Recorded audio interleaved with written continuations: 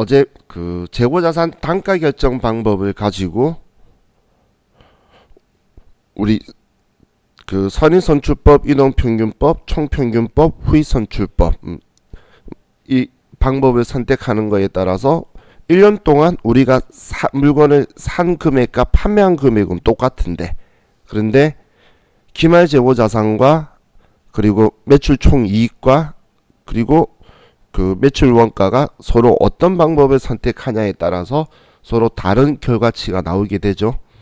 지금 이 재고자산 평가에 따라서 이익이 다르게 나올 수 있다라는 걸 생각을 해두세요. 그래서 회계에서는 얼마의 돈을 벌었다고 말하는 건 당연히 중요한 부분이겠죠. 그래서 이 재고자산 단가 결정 방법은 회계에서도 그렇고 세법에서도 그렇고 중요한 결정법이다라고 보시면 돼요. 그래서 여기에서 만약에 내가 마음대로 선의선출법, 후익선출법 이렇게 변경을 함부로 자기 원하는 대로 바꿀 수 있도록 그 허용을 안 해주고 있어요. 그래서 한번 정하면 가급적이면 그 방법대로 가야 되고, 근데 이걸 뭐 선의선출법 쓸게라고 해서 모든 방법을 제품, 원재료, 제공품, 뭐 상품 이런 것들을 다 똑같은 방법을 써야 되는 게 아니라 원재료는 선의선출법이다, 제품은 후익선출법이다 이렇게는 정할 수 있어요. 근데 그렇게 정하면 그 다음부터는 가급적이면 변경을 못하고 변경하려고 하면 미리 신고나 고지를 해야지 되는 그런 상황이다라고 보시면 돼요. 왜냐면 여러분들이 투자하려고 하는데 A라는 회사가 작년도는 선의선출법이고 올해는 후익선출법이에요. 그럼 두 개의 비교 가능성도 떨어지게 되겠죠. 이게 기준점이 틀려진다는 거예요. 그래서 그건 중요한 변경이다라는 그 의미도 같이 느끼시면서 봤었으면 좋겠어요. 그럼 우리가 물가가 상승하는 하에서는 기말 재고 자산은 선입선출법을 쓰는 게 과거에 싸게 샀던 걸 팔고 최근에 비싸게 산 걸 우리가 가지고 있기 때문에 선입선출법이 우리 그 기말 재고 자산을 가장 크게 보여주는 거였고, 그 다음 이동평균법, 총평균법, 후익선출법 순서였죠. 우리 기말 재고 자산은. 그럼 그 이동평균법인 경우는 그 TAT 2급 시험에 나왔을 때에 많은 분들이 계산할 때 한번 개념 잡으시면 얘네들은 쉽게 그냥 더하기 빼기 곱하기 하시는데 느낌이 안 오시면 좀 생각보다는 제일 어렵게 생각하는 게 이동평균법인 경향이 좀 많아요. 근데 이 이동평균법은 일단 매번 사올 때마다 사온 금액을 합치고 가지고 있는 개수를 가지고 나누기 n분의 1을 하는 거예요. 매번. 그러다가 팔았을 때 팔기 직전 평균 단가가 판 거예요. 그럼 그 단가에 판 걸 뺀 나머지를 가지고 또 그 다음 사오는 것들을 더해가면 기말 재고 자산이 되는. 근데 그 계산하는 방식을 보면 장부에 계속 기록이 되어야지만 가능하다는 느낌이 들죠. 그래서 계속기록법에 의해서 우리가 하고 있는 가중평균법이 이동평균법이에요. 근데 총평균법은 여러분이 봐도 제일 쉬웠죠. 그냥 평소에 신경 안 쓰다가 기말에 한 번에 우리가 지금까지 사온 총 금액이 얼마인지 그리고 총 몇 개 사왔는지를 해서 나누기 n분의 1 하는 거예요. 그래서 곱하기 팔린 거 개수 곱하면 매출 원가고 남아있는 거 개수 곱하면 기말 재고 자산이 되는 제일 편한 것 같은 방식이고 제가 제일 좋아하는 방식이긴 해요. 제 개인적으로 실무에서 제일 선호하는 게 총평균법이고 그 다음이 선의선출법이에요. 근데 제가 총평균법을 제일 선호하는 이유 중에 하나는 이익 조작 가능성이 가장 낮다는 거예요. 누가 봐도 1년 동안 얼마 사온 건 정확한 건데 그걸 평균 내어버리니까 이익 조작 가능성이 가장 낮죠. 그래서 총평균법의 가장 중요한 장점 중에 하나라고도 기억을 해두시면 돼요. 그 다음 이익 조작이 가능성이 낮은 게 선의선출법인 거예요. 그건 뭐 이익이 과대 계산된다 하더라도 그건 물가의 흐름 때문에 일어난 거지 우리가 조작한 건 아니죠.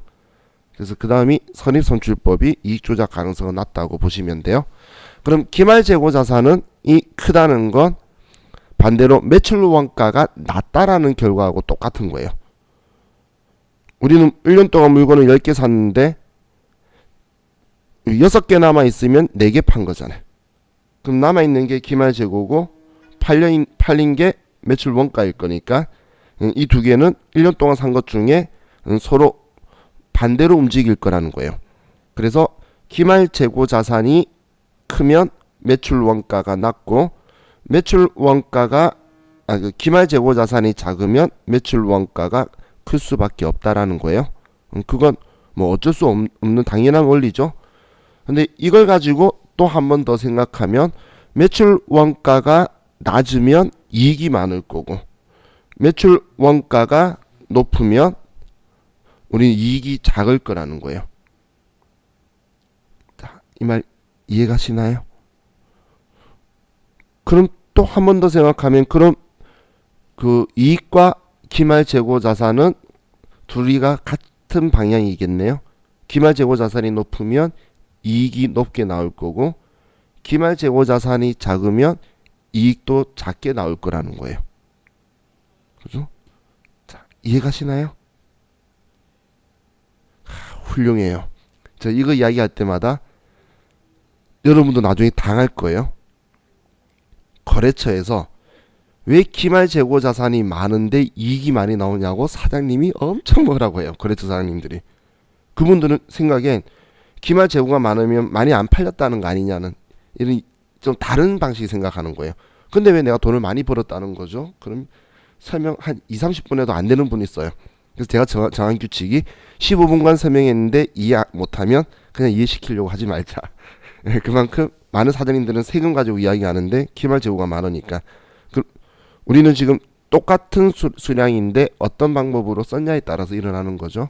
그럼 물가가 상승했을 때 이제 이 규칙이 기말 재고 자산과 이익에 대한 거고, 그럼 매출 원가는 이거하고 반대의 결과가 나올 건데, 매출을 우리 기준에 매출한 후에 매입이 없으면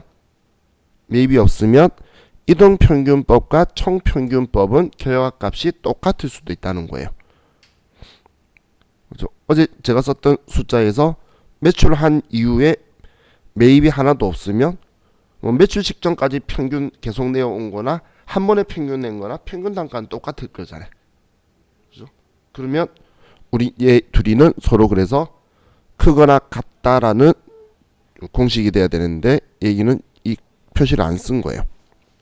자, 그럼 지금 우리 교재에 단기 순이익, 그 매출 총이익, 단기 순이익 적혀 있는데 이 규칙에서 자, 매출 총이익하고 단기 순이익은 당연히 같은 이익이니까 같다는 느낌이 드시죠?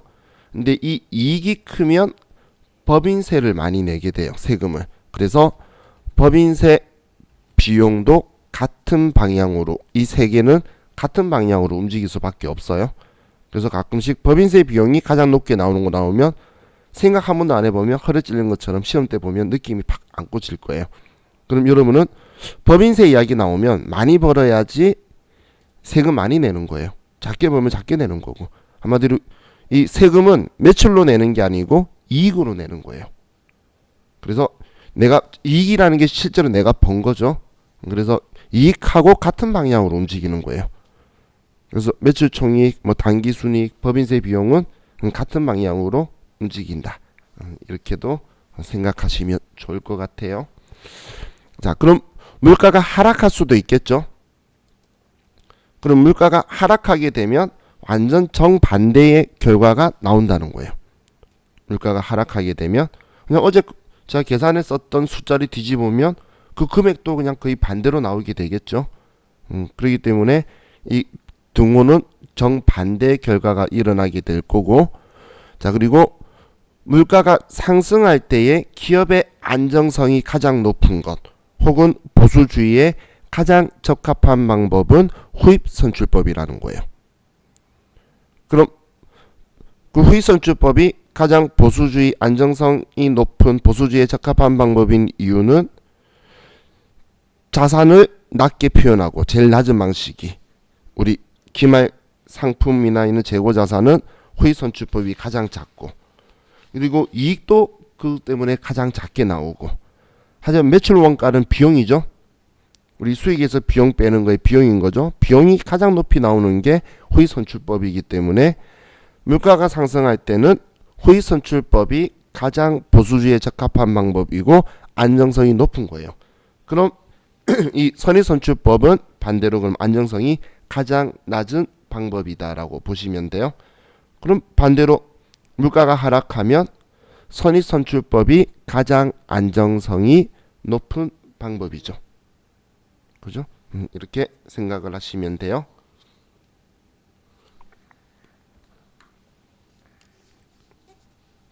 인플레이션, 디플레이션 하니까 생각이 나네.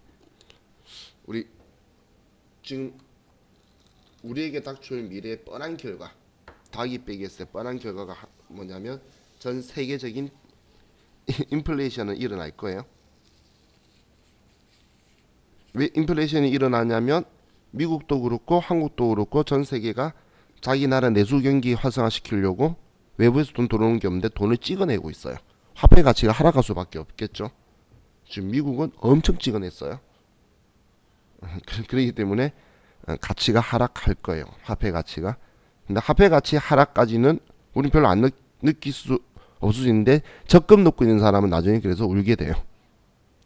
1,000만 원에 그 3년 넣고 뭐 이자 10만 원 받는다 좋아하고 있었는데 나중 되면 그 3만 원, 30만 원, 10만 원이라는 이자는 그거 가지고 밥 한 끼 먹을 수도 있는 상황이 미래에 일어날 수도 있다는 거예요. 그래서 반대로 대출은 금리는 올라갈 수밖에 없어요. 나중에 인플레이션이 심하게 되면 그럼 금리 따라 움직이면 우리나라는 불안해서 빨리 못 올릴 건데 미국은 100% 올릴 거예요. 그럼 기존에 대출 받았던 사람이 화폐 가치가 떨어지고 금리 오르는 건 상관이 없겠죠. 그럼 미리 대출 받아서 고정금리한 사람은 또 좀 유리해질 거예요. 자, 지금 인플레이션 할 때마다 지금 얘가 일어날 건 100%인데 어떻게 대응해야 될까? 계속 지금 회사에서는 그걸로 회의하고 있어요. 자, 집에서 줌으로 회의해요. 이제 줌 매니아 되고 있을 것 같아. 자, 이제 그 추정에 의한 방법도 어제 봤었었는데 추정에 의한 방법은 매출 총이익률법보다는 제가 소매재고법 매출 가격을 원가로 환원하는 이 방법을 가지고 이야기를 한번 언급했었었죠. 이 방법은 유통업에서 주로 사용하는 방법이다라고만 여러분들이 생각하시면 된다라고 했어요. 그래서 유통업에서는 이 방법으로 우리 주로 거의 다 사용하고 있어요. 그래서 포스가 대단한 기계이긴 해요. 통제를 엄청 잘할 수 있지만 그래도 한계가 있다는 거예요.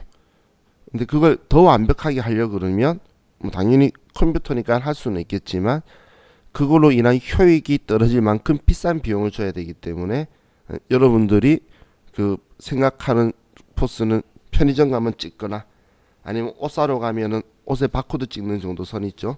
그 정도 선에 바코드면 효익이 있어요. 편리함과 모든 거에.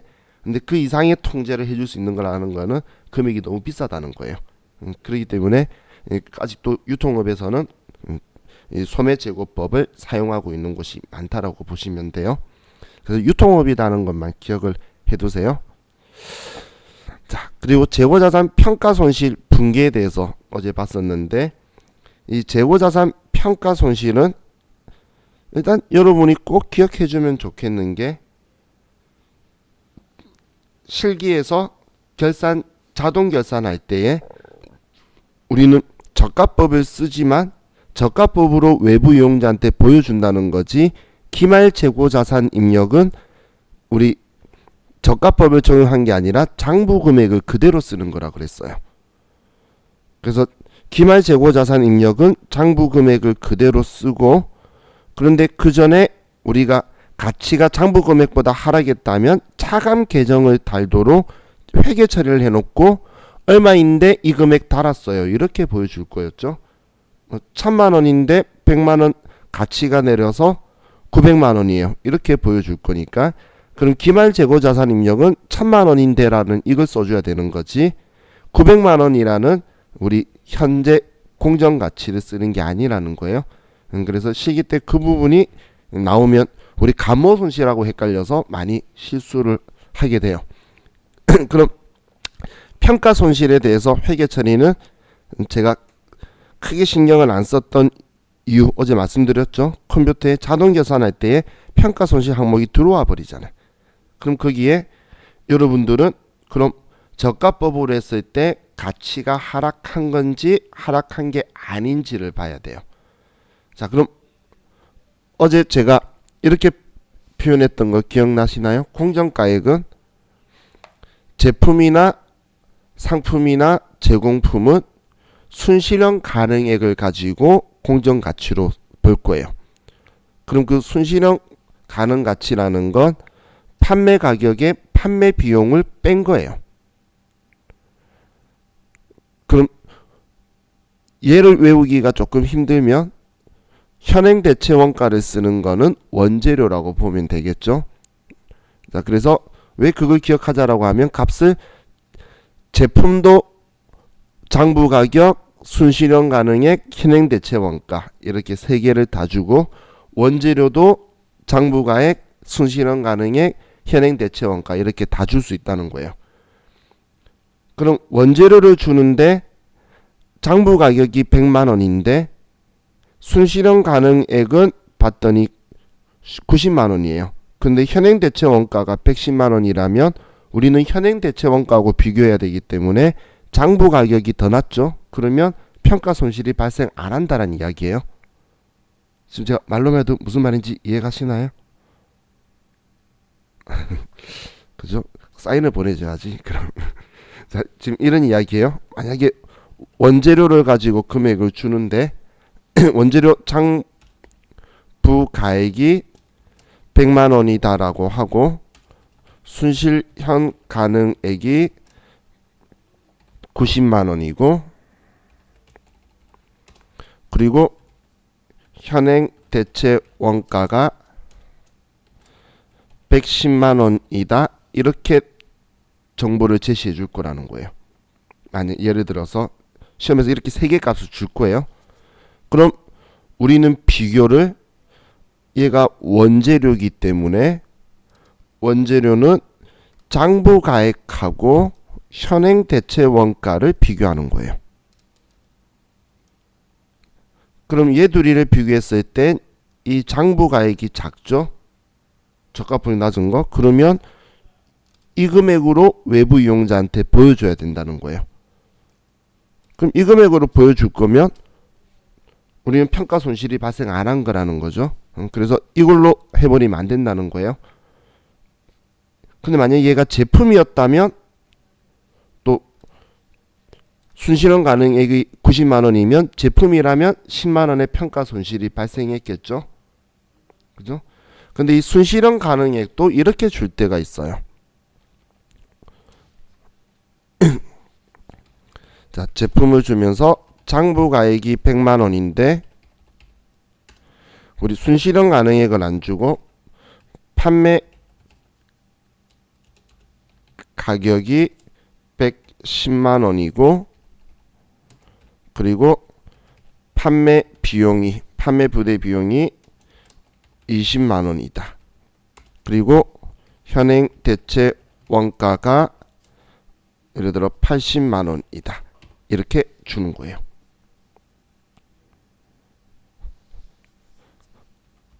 자, 그럼 우린 여기에서 순실현 가능 가치는 90만 원이 되죠.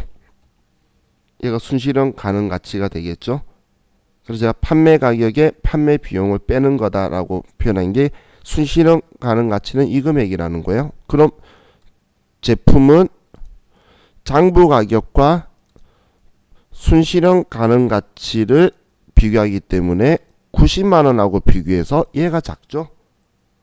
그러면 이 금액으로 평가하기 위해서 10만 원을 평가 손실로 인식하는 거지 얘랑 비교해서 20만 원을 인식하는 게 아니란 이야기예요.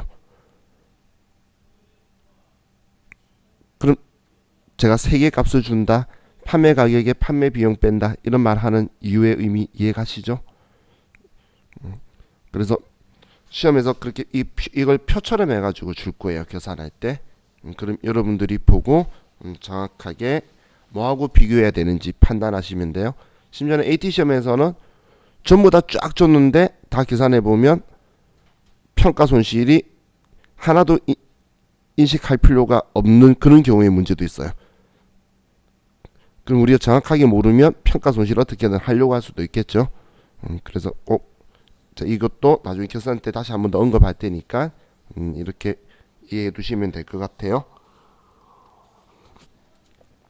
그럼 자, 이 평가 손실할 때 그럼 이론 시험 목적으로는 재고자산 평가 손실이라는 이 계정 과목은 우리의 과실이 아니기 때문에 매출 원가로 가산하는 영업 비용으로 처리한다는 거예요.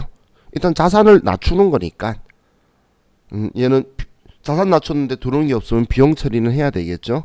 근데 얘를 영업 비용으로 처리하고 대변인 자산을 낮추는 거예요.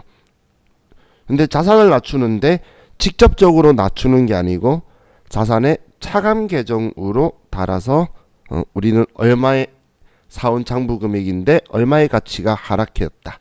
이렇게 자산의 차감 계정 성격인 우리 계정 과목으로 사용할 거고, 차감 계정이라는 건 항상 자기 짝지가 있는 거예요. 원재료 거, 제공품 거, 제품 거, 상품 거 각자 자기 짝지가 있어요. 자, 그럼 가격을 회복하게 되면 이 취득원가 이상, 장부가격 이상을 더 넘기지 않은 범위 안에서 회복을 할 거기 때문에 우리는 차감 계정 한도로 이 재고자산 평가 충당금 한도로 회복하면 그러면 취득원가 이상으로 올라가는 일은 절대 없겠죠.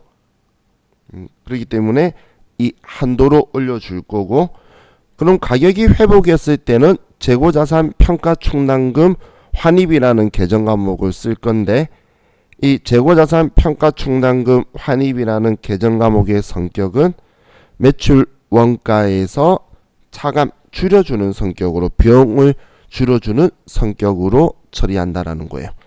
그래서 자, 이론에서 나왔을 때도 이제 얘를 정확하게 여러분들이 인지하고 보실 수 있으면 좋을 것 같아요.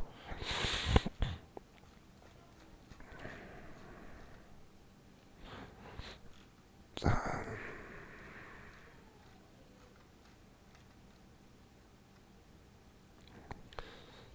다음 우리 67페이지로 갑시다.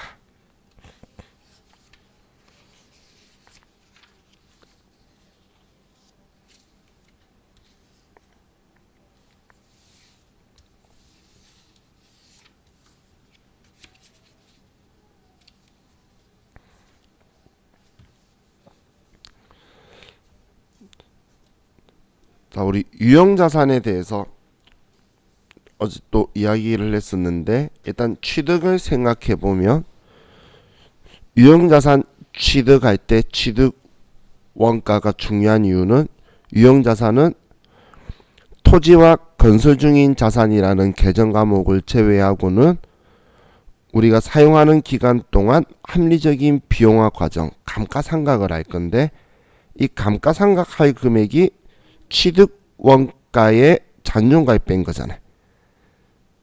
그럼 이 자산으로 처리한 금액이 전부 다 감가상각 대상으로 들어올 거라는 거예요. 그럼 취득 시 부대 비용도 전부 다 감가상각으로 나중에 비용이 된다라고 생각을 하시면 돼요. 자산은 우리 영구적으로 쓰거나 가치가 닳지 않거나 증가하는 것들 빼고, 우리 나무나 이런 건 가치가 증가하죠. 심어놓은 나무나 그런 것들을 제외하고 나머지 자산들은 거의 대다수가 다 가치가 하락하게 되어 있어요. 사용하면 할수록. 그럼 그걸 우리 회계에서는 비용화되고 있다라고 표현을 해요. 그럼 비용화하기 위해서는 일단 시작점이 장부에 이 자산이 얼마다라고 취득원가를 쓸 건데, 이 취득원가는 영업활동에 사용 가능한 장소나 상태에 도달하는 시점, 그 시점까지 들어간 모든 경비들은 전부 다 유형자산 계정 과목으로 써서 취득원가를 구성할 거라는 거예요. 그럼 이 취득원가를 구성하는 거에서 이제 우리 취득세, 중개수수료, 이건 너무 지겹게 들어서 이제 한다라고 알겠죠?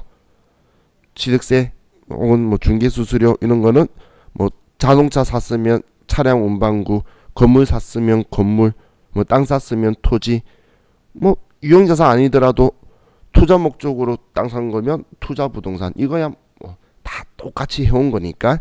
그런데 이제 유형자산 취득에서 또 나오는 형식이 땅을 취득하는데, 그럼 토지를 취득할 때 중개수수료 취득세만이 아니고 기존에 있던 건물도 우리가 철거하고 쓸 생각은 없는 거예요. 땅만 쓸 건데 기존에 있던 건물도 산다면 그 건물도 우리는 토지의 취득원가에 포함시킬 거예요. 그리고 그 건물을 철거하면 철거비도 토지 취득원가에 포함시킬 거고, 그 건물 없애고 나면 이제 땅이 우리 토목공사라고 흔히 말하는 우리 정지비용이나 집안 평탄화 작업 이런 작업들도 전부 다 우린 토지의 취득원가를 구성시킬 거예요. 그래서 차변에는 토지라고 쓸 거라는 거예요.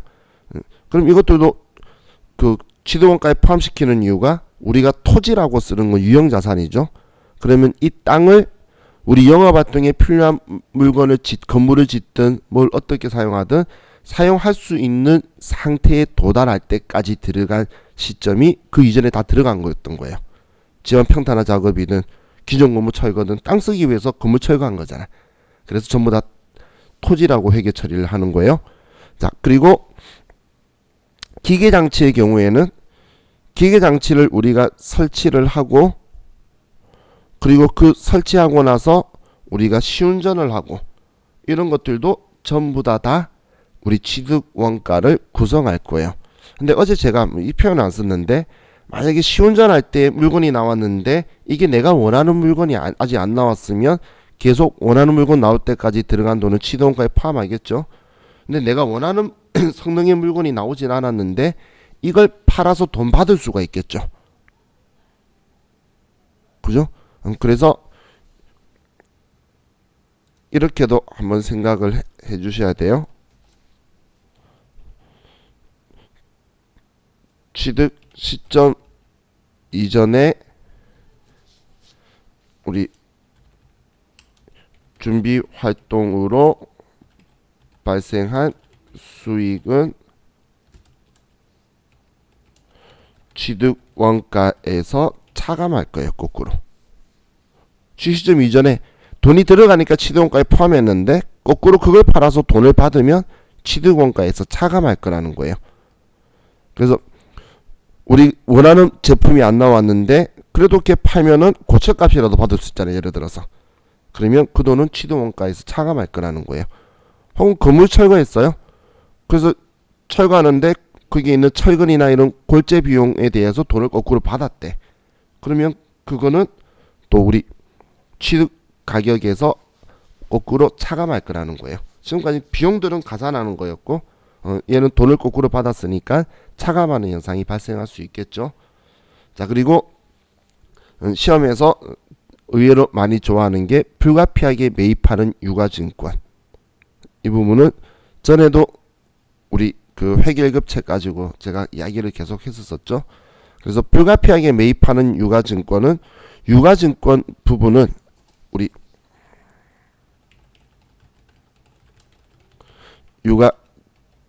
유가증권은 액면가가 있고 얘가 구입을 할 거고 구입 가격이 될 거고, 그리고 공정 가격 혹은 현재 가치라고 표현을 할 거예요. 그럼 예를 들어서 액면가가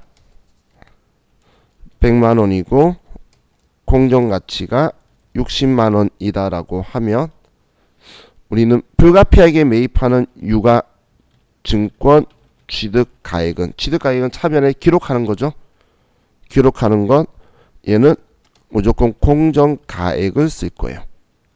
그럼 60만 원이다라고 쓸 거라는 거예요.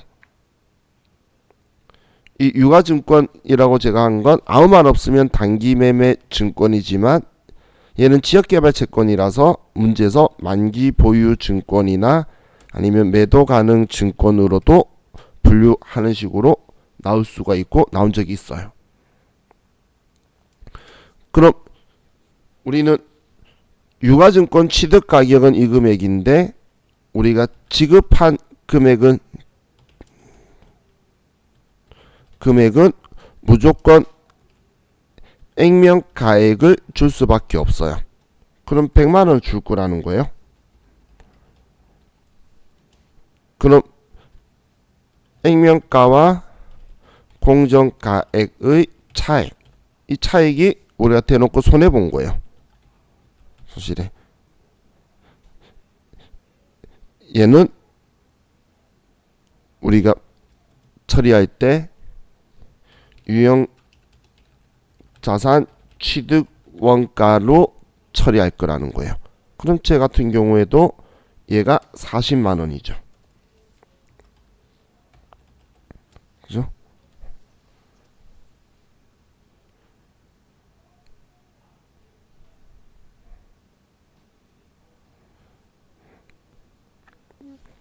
자, 만약에 얘를 자동차 사면서 얘를 구입했다라고 볼게요. 그럼 얘를 가지고 분개를 하면 이렇게 분개가 될 거라는 거예요. 이게 자동차라고 가정을 하면 분개는 차변에 만기 보유 증권으로 분류하래요. 문제에서. 그럼 지역개발채권 요즘은 얘네들이 5년 6년짜리를 발행해요. 그럼 투자자산 쓸 수밖에 없고 이 취득가격은 공정가액으로 쓰고, 그런데 우리가 지급해야 되는 돈은 액면가격을 주고 살 수밖에 없다는 거예요. 그러면 이 차이 나는 이 40만원은 손해본 거예요. 그럼 얘를 자동차 샀으면 차량 운반구, 건물 샀으면 건물, 우리 토지 샀으면 토지, 배를 샀으면 선박. 자, 지금 얘는 구입이고 그냥 구입만 하는 경우고, 오직 구입 즉시 매각을 하면 그럼 여러분은 항상 이렇게 생각하셔야 돼요. 내가 이 물건을 살 수밖에 없거나 샀어요. 그러면 우리는 공정가치로 사는 게 맞겠죠. 공정가치가 파는 사람과 사는 사람이 이견이 없는 금액을 공정가치라고 하는 거예요.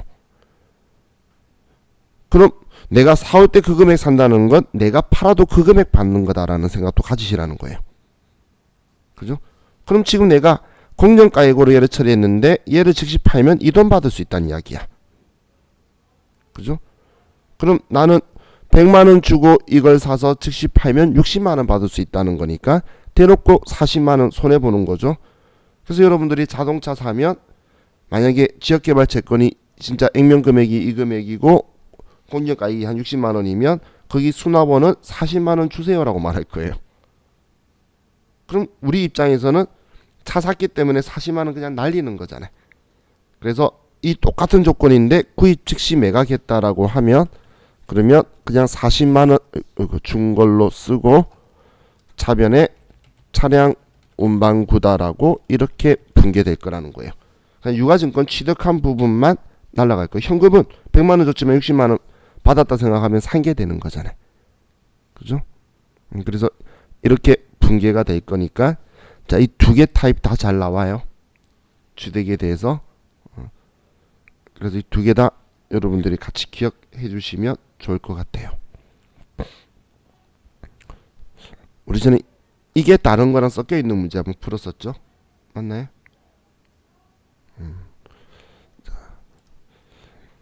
자, 이게 우리 취득에서 여러분들이 기억했으면 하는 부분이고, 자, 다음은 감가상각을 좀 보면, 자, 감가상각은 우리가 자산을 이제 취득하여 사용하는 기간 동안 합리적으로 비용화해가는 과정인데, 근데 우리는 지금 그 금액을 사실 얼마만큼 해야 될지는 정확하게 모르죠. 뭐 자동차를 우리 회사가 샀는데 1년 동안 얼마 다른지를 돈 가치로 정확하게 측정하는 건 현실적으로는 무리가 있다는 거예요. 그렇기 때문에 우리는 합리적인 방법을 선택을 할 건데, 자, 이 계산하는 방법이 5가지 중에서 제가 3가지를 먼저 묶었어요. 정해법, 연수합계법, 생산량 비례법. 이 3가지를 같이 먼저 묶었었는데, 이 3가지를 같이 묶은 이유는 정해법 계산하는 건 매년 같은 금액이 사용하는 기간 동안 내연연수 동안 같은 금액 상각되는 건데, 우리는 감가상각 대상 금액을 먼저 구하고 이제 그 방식대로 계산하는 거라는 거예요. 그럼 감가상각 대상 금액이라는 건 취득 원가의 잔존 가액을 뺀 금액을 감가상각 대상 금액이라고 한다라고 했죠. 그럼 지금 정액법에 우리 교재 적혀 있는 게 취득 원가의 잔존 가액 뺀 게 우리 감가상각 대상 금액이고 이 금액을 내연연수로 나눌 거라는 거예요. 그럼 우리 책에 1년분이라고 적혀 있는 건 올해 취득했는데 1월 1일 날 취득한 게 아니라면 월할 상각을 해서 우리가 사용한 달만큼만 올해 감가상각비를 인식할 거라는 거고, 연수합계법도 똑같이 감가상각 대상 금액을 먼저 구해서 그걸 내용연수 역순으로 해서 안분하는 방식이죠. 그죠?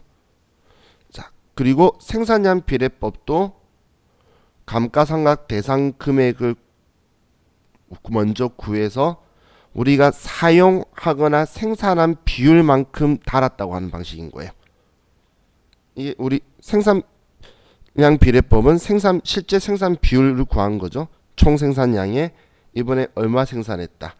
그래서 이 세 개는 이 방법을 가지고 쓸 거고, 그럼 제가 빼고 말했던 정률법과 이중체감법은 미상각잔액, 우리 미상각잔액이라는 건 감가상각하지 않은 거니까 장부가액하고 같은 건데, 그 첫 시작은 감가상각 당연히 1차 연도는 이제 시작하는 거니까 한 번도 안 했겠죠. 그래서 취득 원가를 가지고 정률을 곱해주는 방식인 거예요. 둘 다 똑같이 얘 둘이가 미상각잔액 장부가액이라고 하는데 여기에 정률을 곱하는 방식이니까 얘네들은 마지막에 그 끝수 조정으로 잔존가액을 빼줄 거예요. 그럼 얘네들은 첫 시작할 때에 취득원가를 가지고 계산하는 거고, 이 앞에 말했던 세 개는 잔존가액을 뺀 감가상각 대상 금액을 구하는 게 먼저였기 때문에 얘네들을 제가 분류를 그렇게 나눴다라고 보시면 돼요. 자, 계산하는 건 얘는 그 실기에는 나오지 않고 뭐 이론상으로는 이야기할 수가 있겠죠. 그럼 똑같은데 제가 정률법의 간편법 이렇게 표현한 이유가 이 정률을 모르기 때문에 정률을 내용연수분의 2예요. 걔는 이렇게 표현하면 어렵게 보이는데 내용연수분의 1은 정해법이고 내용연수분의 2를 정률로 만들어 버리는 게 우리 이중체감법이다. 그래서 2잖아. 이렇게 생각하시면 돼요. 자, 그리고 나머지 얘네들은 우리가 평소에 봤던 거니까, 평소에 전에 했던 거니까 어제 복수처럼 했었었죠. 자, 우리 이번 시간 여기까지 하고 이제 좀 쉬었다가 이제 오늘 새로운 거 할게요. 오늘 재밌는 거 할 거예요. 쉬었다 합시다.